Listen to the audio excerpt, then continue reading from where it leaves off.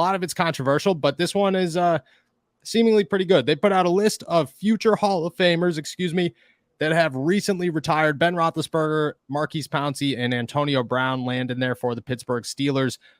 Different categories. Big Ben lands in the lock category. Marquise Pouncey and Antonio Brown are likely Hall of Famers with names like Eli Manning and Phillip Rivers, Jason Witten in there as well. Let's start with Big Ben. After that came out, there was a tweet from JPA Football or something, one of those random football accounts, but there's 147,000 people that follow that account that said true or false. Ben Roethlisberger is a first ballot Hall of Famer. I think we can both agree he's a lock. All of the comments on that tweet seemingly said, yes, he's a first ballot Hall of Famer. Let's dive into that real quick. Ben, first ballot, 0 questions asked. I think in my head, it's an easy yes, but I want to talk about it a little bit. Yeah, absolutely. Should be. I don't really think that there really should be a ton of debate on that. Ben finished 5th in yards, 8 in passing touchdowns. So the numbers are definitely there. But you look at, the game-winning drives, the fourth-quarter comebacks. He's 3rd all-time in game-winning drives, 3rd all-time in fourth-quarter comebacks. So 2 Super Bowl rings, maybe what I consider as the greatest throw in NFL history to win the second Super Bowl. So I think you've got all the boxes checked on there for Ben. I don't think that there will be a very long discussion, or there shouldn't be, in terms of is this guy worthy of making the Hall of Fame?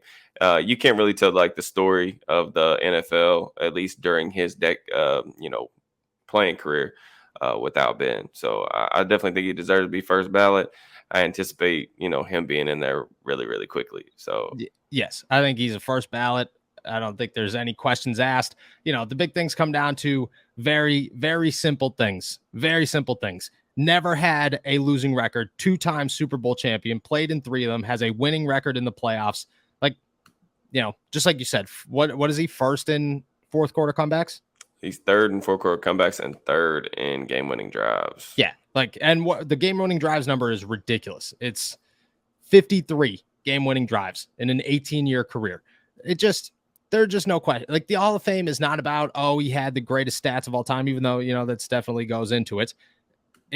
Was this guy one of the greatest football players to ever play? And Ben Roethlisberger for 18 years was one of the greatest quarterbacks to ever play. 0 questions asked. He's the greatest quarterback in probably the most successful franchise in Super Bowl history.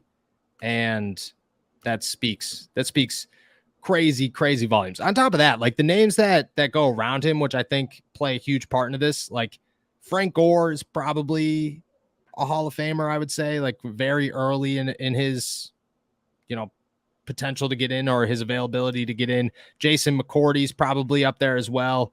But like, there's not really a ton of names that retired with Ben that you're sitting around going, yeah, that guy's getting in before Ben Roethlisberger. Larry Fitzgerald, did he ever officially retire? I don't think he ever did. I think he is retired now, but he'll be in a different class, right? Because he didn't play, because he'll be a first ballot in the year before, right?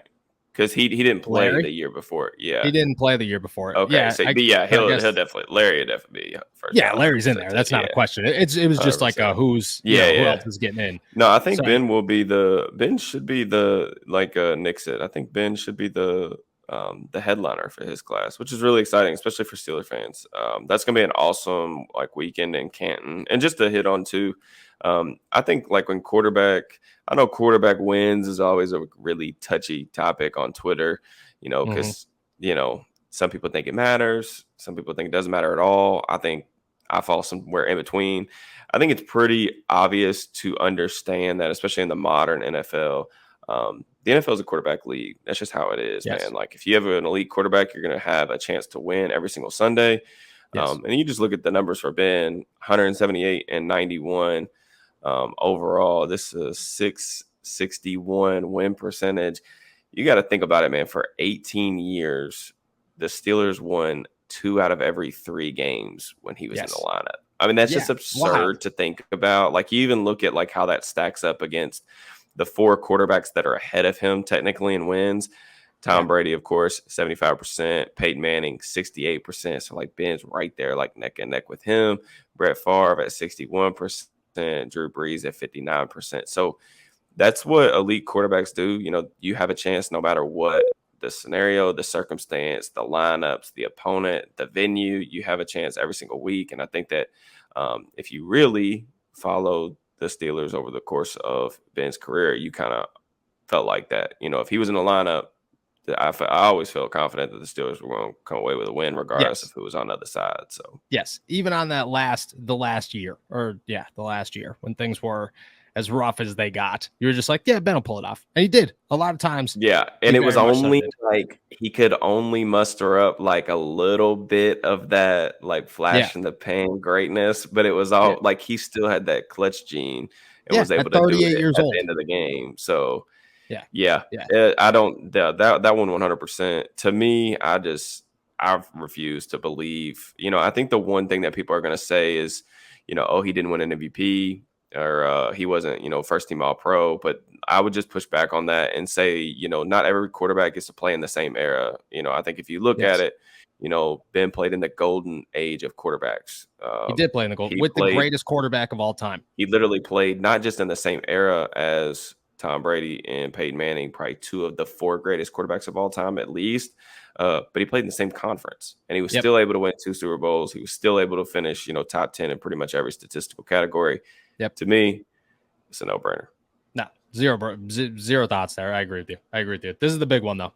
Is Antonio Brown first ballot Hall of Famer? So this is what the 33rd team had to say on that one. If he is judged simply on statistics and impact on the game, Brown will speed his way to Canton. But like Terrell Owens previously, his disruptiveness, some have called him a quote-unquote coach killer, which I don't agree with, could delay or prevent his entry into the Hall. It's a huge question because you do look on his on-field production. I mean, DK Metcalf said it the other day. Antonio Brown is, in his eyes, the greatest to ever play. I think that if he finished his career the way that it was going, there's a real conversation there at some point. Like, is AB the greatest of all time? The fall off was as extreme as it gets, and one that you will find very, very difficult to forget anytime soon.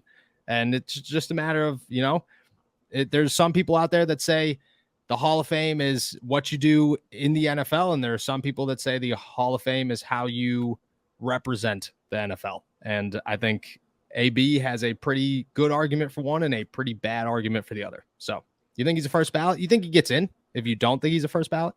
I would be very surprised if he's first ballot. And that's not anything necessarily to do with his on-field production. I think that there was enough of a peak right there during that 5-6 year stretch with him and Ben to definitely warrant first ballot consideration. I mean, Antonio on the field, definitely one of the best receivers that I've ever seen play. I mean, he was absolutely phenomenal.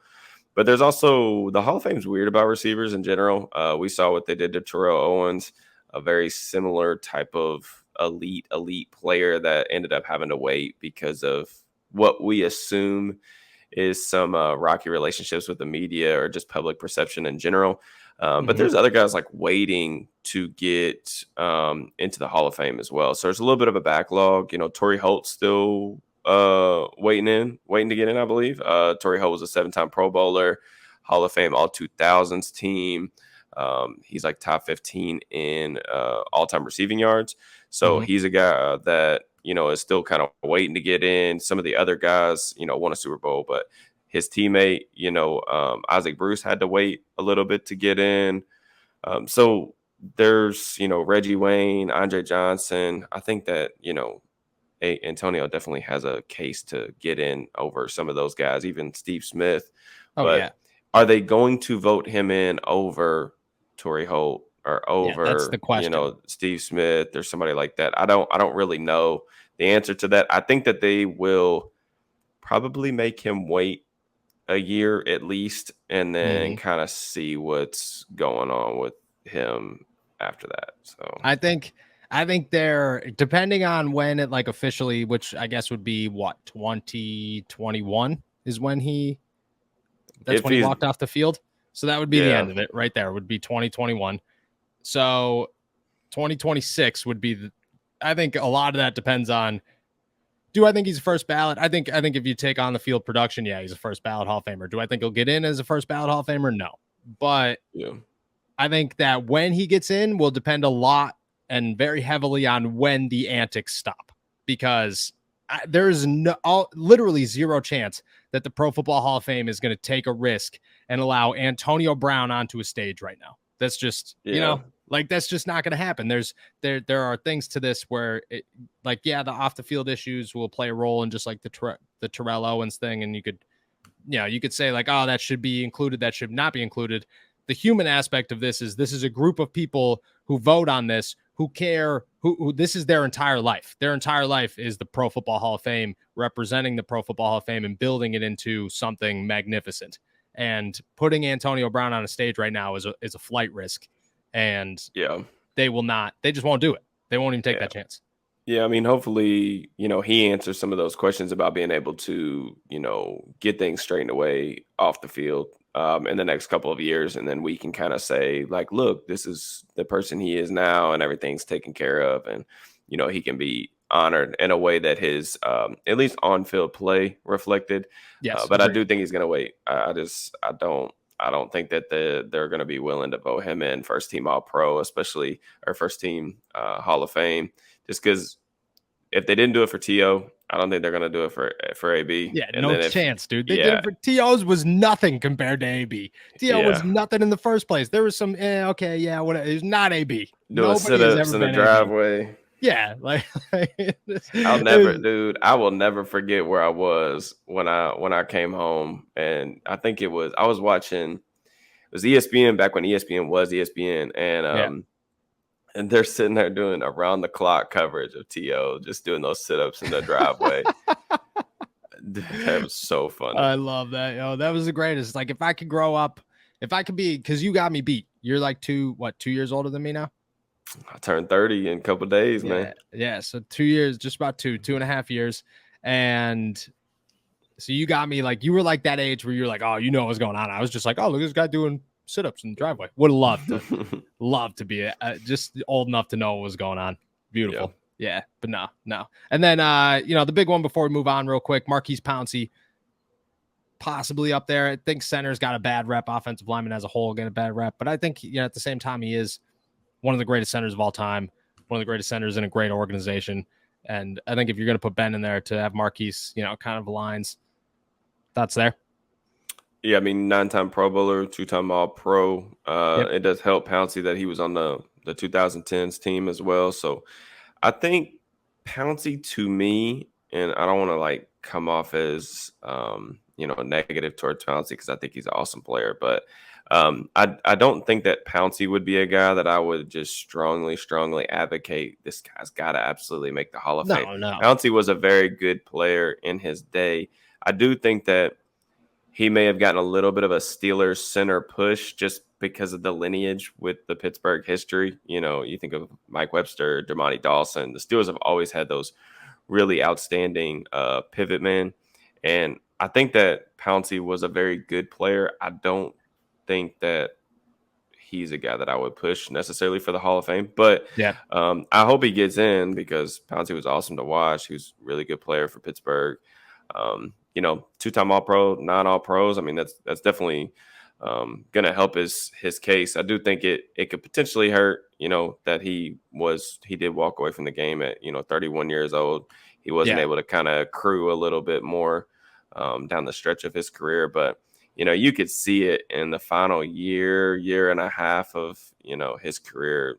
Things were starting to kind of wind down a little bit because people forget like some of the injuries that he suffered. Like, I was going to say, dude, he suffered a lot, like some serious injuries early on in his career. Like, there was real deal questions back in 2013, man, about what type of player he was going to be able to be coming off of that injury. So, and Pouncey, if you've listened to what, like you talked about with Ben, if you listen to what Ben said over the years, I mean, Pouncey and Heath Miller were pretty much the two guys that he would always refer to as, the top teammates on the team. Yes. So I always think back. I think my favorite Pouncey moment might be when, 2018 when Ben took off for that scramble, or 2018, 2017, I can't remember. Took off for that scramble against the Panthers and slid, and Eric Reed, Oh, took yeah, that dirty yeah, shot yeah, at him. yeah. And I I thought know where Pouncey you're was, going with this. I really did think that Pouncey was going to murder that man. Oh, yeah. That was the closest I've ever seen anybody come to death on a football field. No, So, yeah. Eric yeah, Reed was for very Steelers. close to Sid 6 feet under. Yeah. Yeah. So yeah. it was, yeah. That was awesome. He was more aggressive in that. People forget that one because of the Mason Rudolph one, and they'll be like, Oh, yeah. "Oh, yeah." But no. Like the Mason Rudolph one was, I'm here to defend a teammate. Don't touch my quarterback. The Ben one was like, you just hit my brother. Yeah. Like that's a family member, bro. You're going to die. Yeah. It was, that was a good one. I agree with the Pouncey thing. Like, the shorter career, 10 years in the league is nice, but it's going to be tough. I do think he gets in at some point. Like I think Pouncey is a Hall of Famer, and I think he'll be honored as such because I think just like names like that get in at some point. But there are names that will probably go in ahead of him that I think are gonna, maybe make him wait a year or two. I don't think it's a long time, but I think that it's a possibility.